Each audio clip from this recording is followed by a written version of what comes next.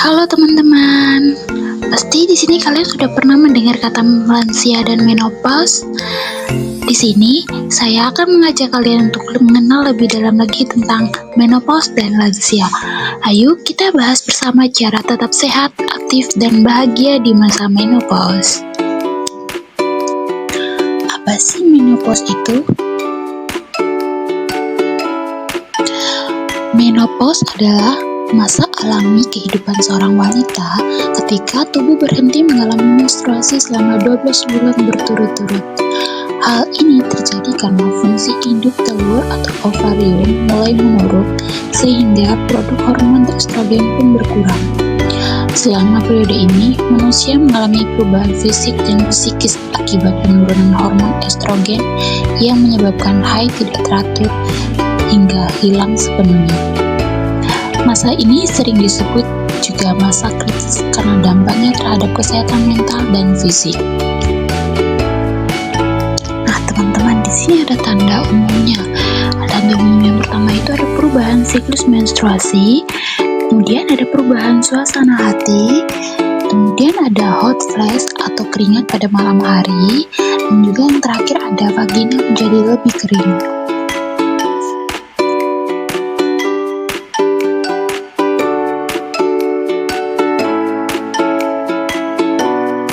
Tips sehat saat menopause. Yang pertama, ada olahraga teratur. Kedua, tidur yang cukup. Ketiga, berhenti merokok. Keempat, mengonsumsi makanan sehat bergizi seimbang.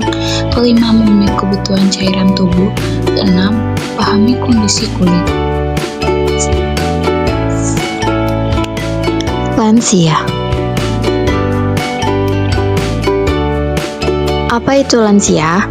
Lanjut usia atau biasa disebut dengan istilah lansia merupakan seseorang yang telah mencapai tahap akhir dalam siklus kehidupan manusia yang ditandai dengan usia 60 tahun ke atas. Lansia mengalami satu proses alami yang tidak dapat dihindari dan akan dialami secara pasti. Klasifikasi lansia menurut WHO, usia 45-59 tahun disebut dengan usia pertengahan atau middle age. Yang kedua, usia 60-74 tahun disebut dengan lanjut usia atau elderly. Yang ketiga, usia 75-90 tahun yang disebut dengan usia tua atau old. Yang keempat, usia di atas 90 tahun yang disebut juga dengan usia sangat tua atau very old.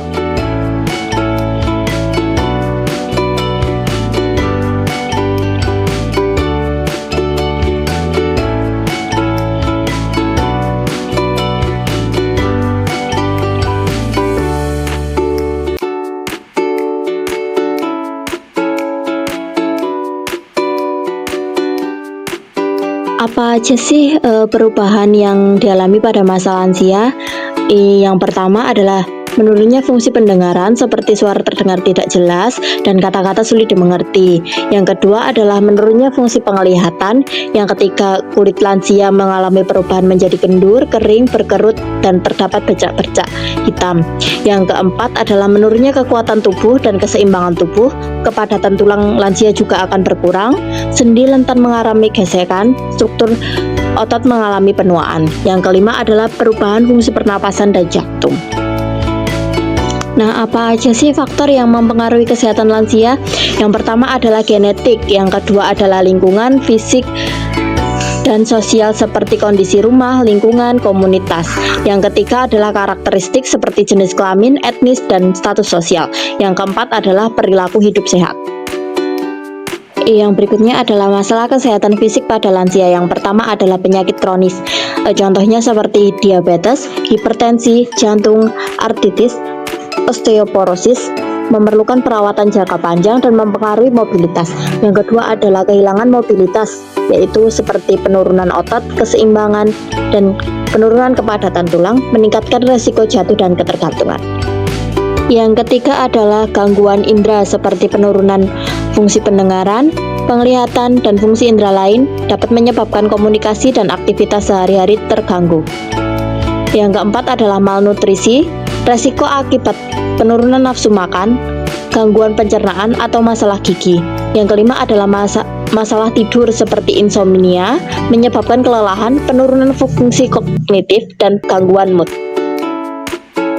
Selain kesehatan fisik, lansia juga dapat mengalami masalah kesehatan mental. Yang pertama adalah depresi karena sering disebabkan oleh isolasi, kehilangan orang tercinta, pensiun, atau penyakit kronis. Yang kedua adalah demensia, Alzheimer, dan penyakit serupa menurunkan memori dan kemampuan fungsi sehari-hari. Yang ketiga adalah kecemasan karena ketidakpastian kesehatan, keuangan, atau perubahan hidup. Berikutnya adalah masalah ekonomi dan lingkungan. Yang pertama adalah permasalahan ekonomi. Pertama, kesulitan keuangan karena itu disebabkan karena pensiun, biaya kesehatan yang tinggi, dan kurangnya dukungan finansial. Yang kedua, ketergantungan finansial. Lansia tanpa pendapatan tentu akan bergantung pada keluarga atau bantuan pemerintah, dan itu dapat menurunkan harga diri. Yang berikutnya adalah masalah lingkungan. Pertama, perumahan tidak sesuai, seperti rumah tidak ramah lansia, seperti tetangga curam dan akses sulit. Tetangga curam itu maksudnya tetangga yang tidak mendukung lansia. Yang kedua adalah kurangnya akses layanan kesehatan. Lansia di daerah terpencil sulit mendapatkan pelayanan kesehatan. Nah, yang terakhir ada sedikit pesan dari kami, motivasi untuk para lansia dan wanita yang sedang mengalami menopause. Usia bukan penghalang, menopause bukan akhir. Cerita setiap fase kehidupan adalah kekuatan dan inspirasi untuk terus berkarya dan bahagia. Terima kasih.